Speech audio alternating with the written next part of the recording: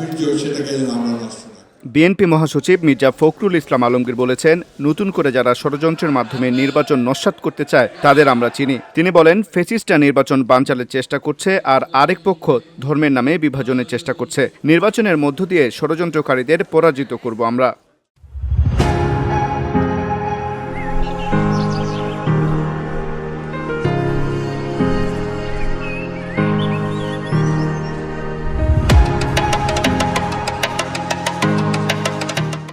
রোববার রাজধানীর ইঞ্জিনিয়ার্স ইনস্টিটিউটে শহীদ বুদ্ধিজীবী দিবস উপলক্ষে বিএনপি আয়োজিত আলোচনা সভায় এসব কথা বলেন তিনি বলেন, ত্রয়োদশ জাতীয় সংসদ নির্বাচনের তফসিল ঘোষণার পরেই ইনকিলাব মঞ্চের মুখপাত্র ও ঢাকা ৮ আসনের সম্ভাব্য স্বতন্ত্র প্রার্থী শরীফ ওসমান হাদিকে হত্যার চেষ্টা করা হয়। তিনি বলেন, গণতন্ত্রের সৈনিকদের ভয় দেখিয়ে চুপ করিয়ে দিতে চায় ষড়যন্ত্রকারীরা।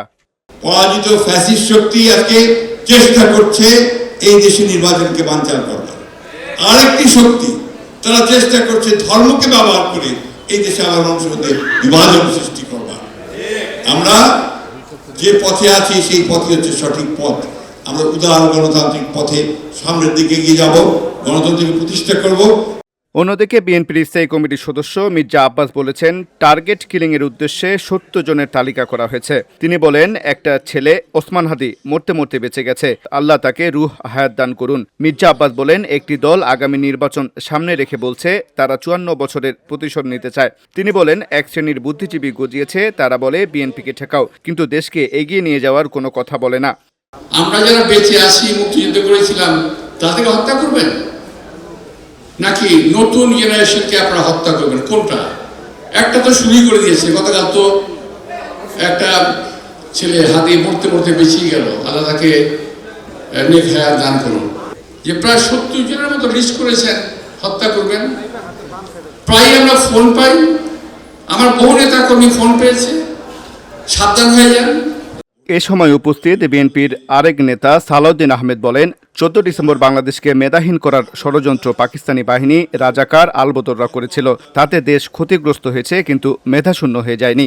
আওয়ামী লীগকে উদ্দেশ্য করে বিএনপির এ নেতা বলেন, ১৭ বছর মুক্তিযুদ্ধের কথিত ধারক দলটি স্বাধীনতার চেতনার নামে বুদ্ধিবৃত্তিক বিনাশ করেছে সিস্টেমেটিক্যালি। পুরো জাতিকেই মেধাহীন করার প্রয়াস নিয়েছিল তারা। আওয়ামী লীগ বিনাশ করেছে, আমরা বুদ্ধিবৃত্তিক বিকাশ করতে চাই।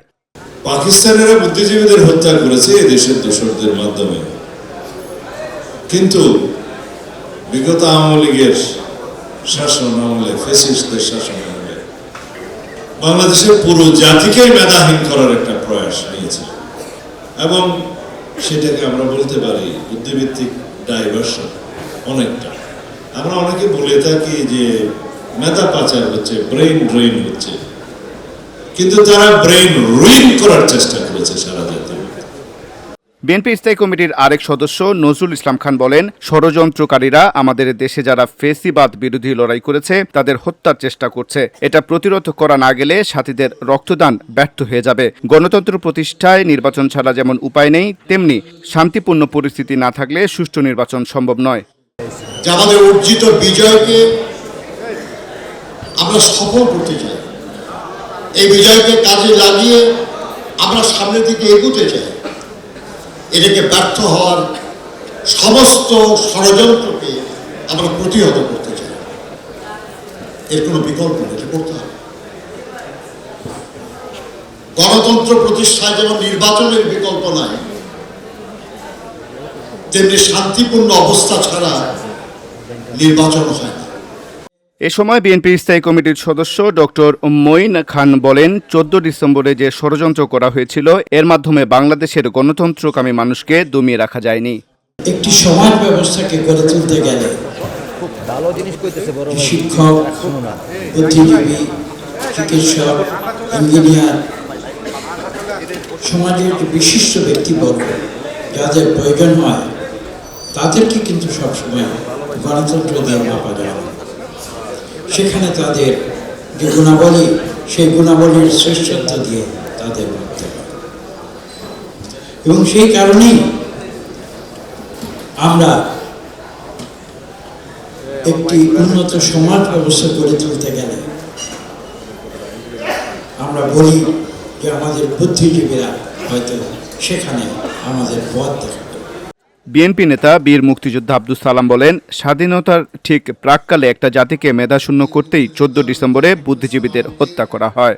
আজকে এরকম অনেককে হত্যা করার জন্য প্রচেষ্টা নিতে পারে, গুলি করতে পারে, কিন্তু এগুলো করে নির্বাচনকে কি থামানো যাবে? নির্বাচনকে থামানো যাবে না। দীর্ঘ 17 বছর আমরা লড়াই করেছি একটি নির্বাচনের জন্য। সেই নির্বাচন আজকে ফেব্রুয়ারিতে আসছে।